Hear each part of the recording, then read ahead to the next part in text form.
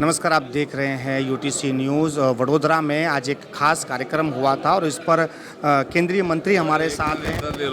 जी sir, आज जिस तरह से पूरा कार्यक्रम हुआ और ऐसा कहा गया कि महाराजा सयाजी राव को भारत रत्न मिलना चाहिए, आप मंत्री हैं तो इसके बारे में बात करेंगे। हाँ, तो मतलब जिस तरह राजमाता जी ने अपनी इच्छा व्यक्त की है और महाराजा सयाजी गायकवाड़ जी का बहुत बड़ा योगदान वडोदरा संस्थान के लिए तो रहा ही रहा है, लेकिन भारत में भी मतलब उनका नाम पूरे भारत में था।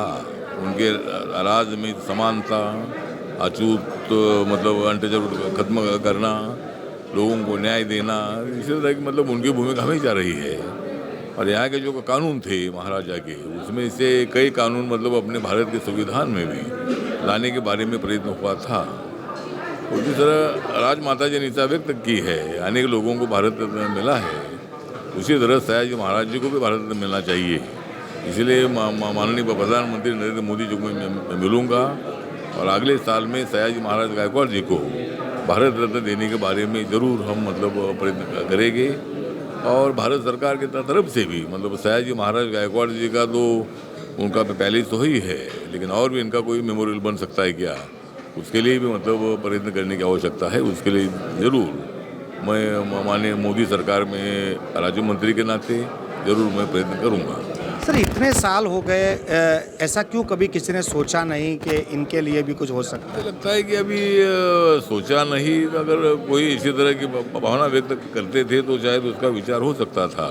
लेकिन और भी संस्थान में कई राजा थे, लेकिन उसमें सयाजी महाराज जी का योगदान सबसे बड़ा था। हमारे महाराष्ट्र में राजेश्री शाहू महाराज भी थे, तो ऐसे कई मतलब राज्य हो गए हैं। तो इसीलिए राज्यों का जो पद है उससे भी भारत में बहुत ऊपर भी है, इसीलिए शायद उसका विचार नहीं हुआ होगा। लेकिन भारत रत्न जो किताब है वो मिलना चाहिए, इसी तरह की इच्छा अगर राजमाता जी व्यक्त की है, जरूर उसके लिए हम प्रयत्न करेंगे।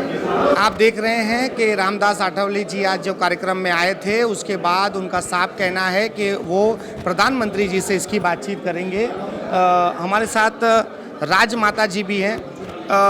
राजमाता जी, आज एक सुंदर कार्यक्रम हुआ और आखिर में कहा गया कि हम ऐसा दिन देखेंगे कि आपको राष्ट्रपति भवन बुलाया जाएगा, क्या कहेंगे? प्लीज आज के कार्यक्रम के बारे में कुछ? आज એક સરસ કાર્યક્રમ થયું છે। એક ઐતિહાસિક દિવસ છે જ્યારે બાબા સાહેબ ભારત રત્ન બાબા સાહેબ આંબેડકરનું આજ સંકલ્પ દિવસ છે। તો આ સંકલ્પ દિવસના એક સારું કાર્યક્રમ અહીંયા થયું। એમાં મંત્રી શ્રી રામદાસજી પણ આવ્યા હતા, પણ ખાસ એમની ઈચ્છા હતી કે મહારાજા સાહેબને પણ યાદ કરીને એમને પ્રતિ કૃતજ્ઞતા વ્યક્ત કરવાની, અને આજ એમને થયું છે। ભારત રત્ન માટે આજે વાત કરી છે ને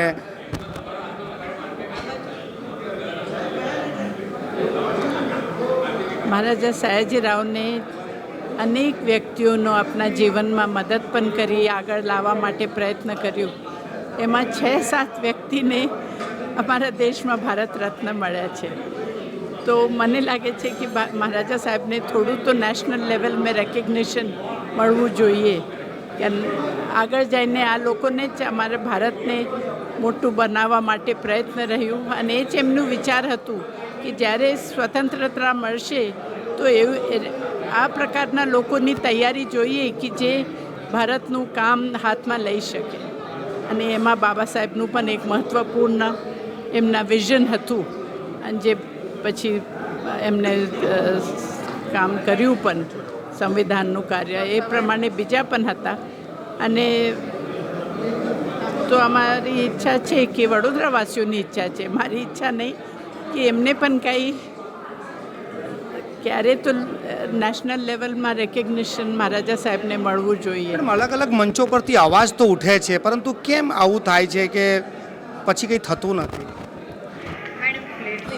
આપ જોઈ રહ્યા છો કે આજે જે આ કાર્યક્રમ થયો હતો ત્યારબાદ વડોદરાવાસીઓ તરફથી અવાજ ઉઠી છે કે ભારત રત્ન મળવો જોઈએ, પરંતુ જ્યારે આવું કેમ નથી થતું એવી જ્યારે વાત આવી ત્યારે રાજમાતાએ પણ ચૂપકીદી સેવી લીધી છે।